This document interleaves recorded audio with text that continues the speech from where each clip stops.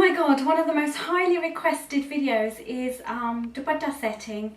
So I thought I'll finally do it with my whole bridal series. I didn't want to just do it half-heartedly. I had planned to do a whole series on bridal looks for a long time. So what I'm wearing is actually my lehenga from, I don't know, 11 years ago. It was the fashion then, and I decided to get long sleeve because I don't know, I like it. I like that kind of look, and I was marrying a Muslim, so it seemed really nice.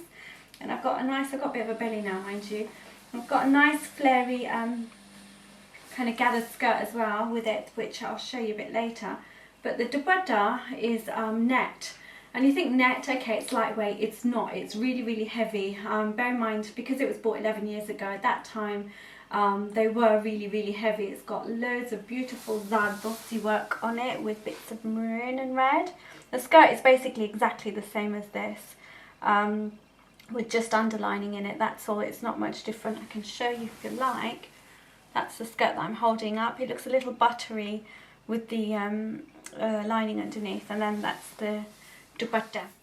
I've set the dupatta to the front for this one because it's a really heavy dupatta, and I don't recommend any other way of setting a very heavy dupatta than this way. If it's carried over the shoulder, then your body carries most of the weight and it's not sitting on the head making it fall back.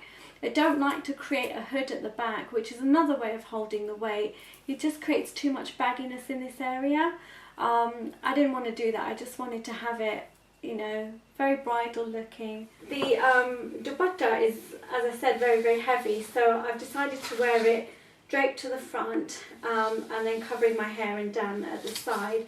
So you want to look at the dupatta you have.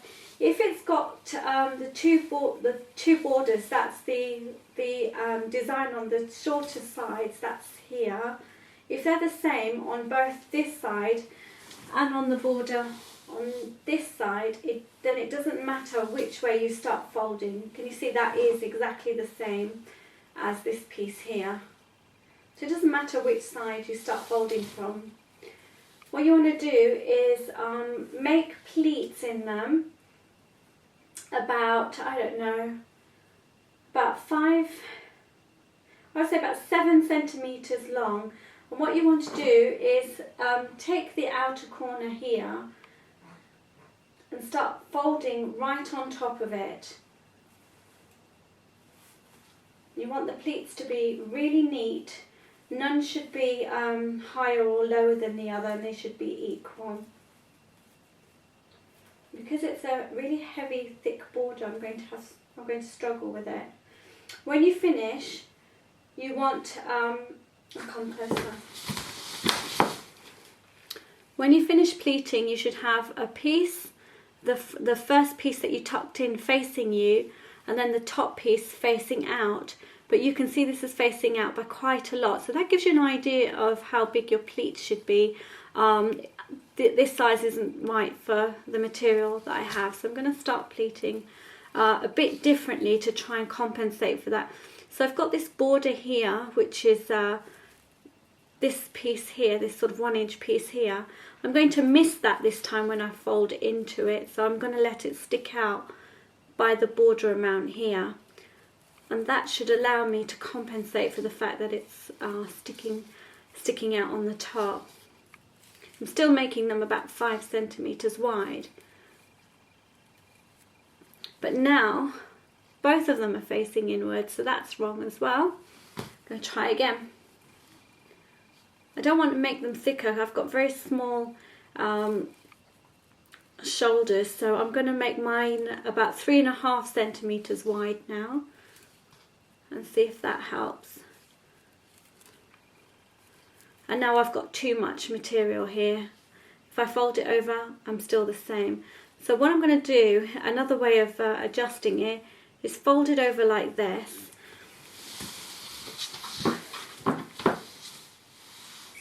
Keeping my hands firmly on those pleats, I'm going to lift it up, and I'm just going to manually adjust it on my,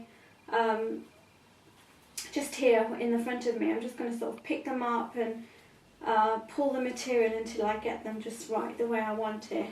And you can see if you do it that way, you can also lift it up and get the pleats done quite easily. Okay, so I don't need to follow that through all the way. I just want to get enough that's going to allow it to fall nicely on my shoulder. What I'm going to do is just sort of pick up these pleats, make sure that there aren't any sticking out from behind this border here, and the same in the front. I don't mind this picking out a little bit, it looks quite good, this back piece here. And then what I'm going to do is just drape that over my shoulder. It's like dead weight, so very heavy. Now I want, even though it's the same as the skirt, the fabric, there's no other sort of border, it doesn't detract from it too much, but to make it look bridal looking, I think if this falls, that's when my knee is poking out, if this falls just above that, about, I don't know, about 6-7 inches above that, for me and for my height, I think that looks really flattering. I'm not a big fan of them being up here the same size as my blouse or shorter. I really am not. I think the shortest I could have it is here. And I suppose the more skirt length I have, it will make me look taller. Obviously I talk about that a lot, it is a big issue for me. What I'm going to do is now secure that in place, and you can see here over my shoulder, when I extend my arm and put it down, it's not coming out too far. So I can tell that that's right. If yours is coming out too far, say about here it stops, then you know it just doesn't look right. This is going to look floppy. It won't sit right. So you're better off just starting again and folding these pleats. I'm going to use nappy pins, and I'm going to pin that to my blouse. I'm going to try and pin it towards the back.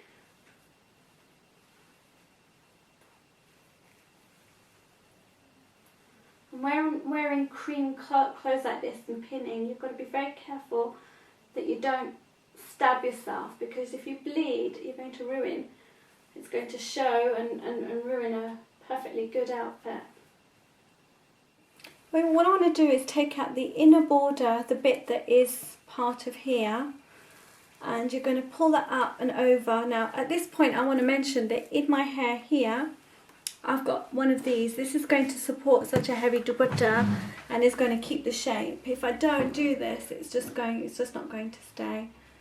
Now I'm Gujarati, and Gujaratis typically have this back much further. Some brides just have it all the way up to the hairline, some have it around here. But because this is a heavy dupatta, sometimes you might have a nice hairstyle. I want to show that I have a part beehive. So what I'm doing is I'm holding this onto my bun, and you can see it's not really having much effect on this bun. It's not poofing it down at all. And all I'm going to do for the time being is stick in some of these hair grips, I think they're called, these things here. I'm just going to put one in to the hair bun, and I'm pinning it to the hair bun. It doesn't need to go into my scalp at all. It's going through the material and then into this bun. I'm not going to feel those pins, and it's going to stay on the head, and it's not going to spoil the shape at all. Just going to put in, I tend to just put in 3, but because this one is heavier, I might put in some more.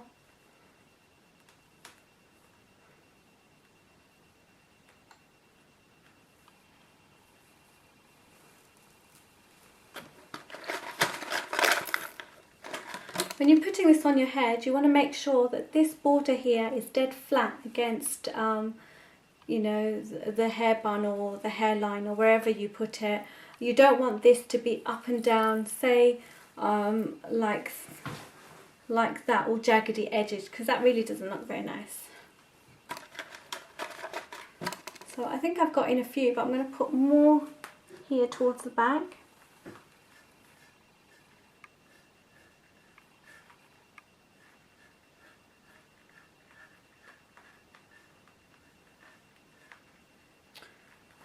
I always feel really guilty when I put pins through the net of something like this.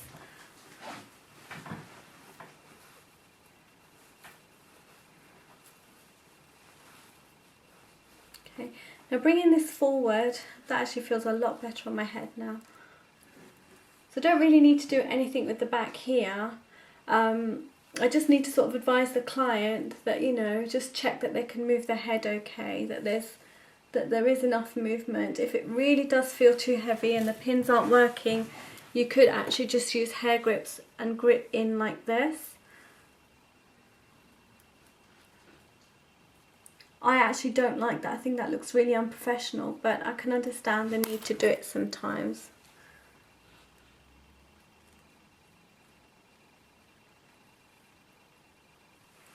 So what I do is ask the client, can they move their head okay? Does it feel like there's weight dropping? I certainly wouldn't just allow this to hang at the back and just tack it to the bun, because the head will just keep bobbing back like that.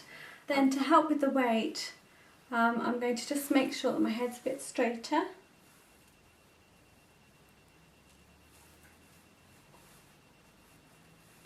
And I'm going to pin this to my blouse about here. Making sure that that's pulled down straight, but not too much that doesn't allow me to move my head. Okay, then this bit here will then just tuck in to the skirt, and you'd pin that down as well. We need to pin it back more just to give me a bit of give on it. Now I've seen, I went to do a bride's mother to get her ready, and the bride was being done by some very sort of famous makeup artists within the Indian bridal industry. They went for Arabic style makeup, which I thought was quite heavy, but the worst thing was the pin on the outfit, which was a short jolly outfit, was showing. It was this part here was actually only tacked to the skirt like this, with the pin showing hair. I just thought that's really bad. So do make sure that the pins are all hidden away and tucked away properly. I know I've got a long blouse on and it's not going to show, but I would still put a pin in on the inside and hide it behind them. I'm not going to do it now because so I still feel like there's too much weight on the back and I feel like my head's pushing back. So I've just taken a bit of this material at the back, I've bunched it out, and ideally the bride would have someone to do this for her. I don't have anyone here, so I'm going to try it, but it might make my blouse look a bit funny. But I'm going to try very hard to pin this to my blouse in some way or another. Ow! Nearly said a bad word then. Ow, shit. It doesn't help that I have the sharpest baby pins ever. Okay, pins and needle.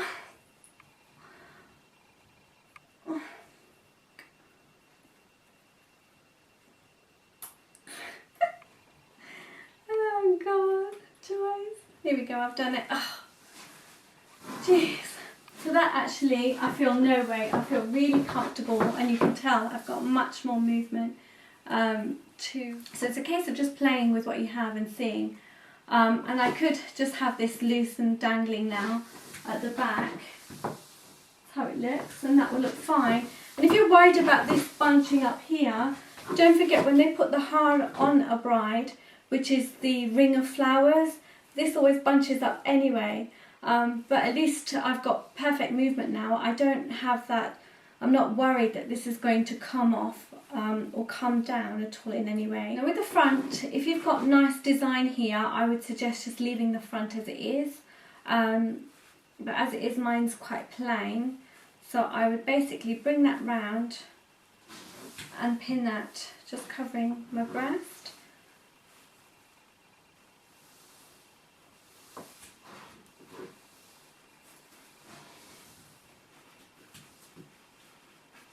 And again, I pin that to my blouse. I'm going to pin it. Another option for this dangly bit, if you're not keen on it, is so what I've done is put the safety pin through there, through the bangle, and that will go through my hand. And that then will just follow me and my hand as I go throughout my day. Some people take it all the way around, but I don't have enough material left. I made this, as I typically do, quite long, which is what I like. So this is how it is, how I've set it. Really, really bridal looking, very, very wearable, very comfortable. I can move my head without fear of this falling off at all. I'm not worried at all that it's going to ruin my hairstyle or flatten it in any way.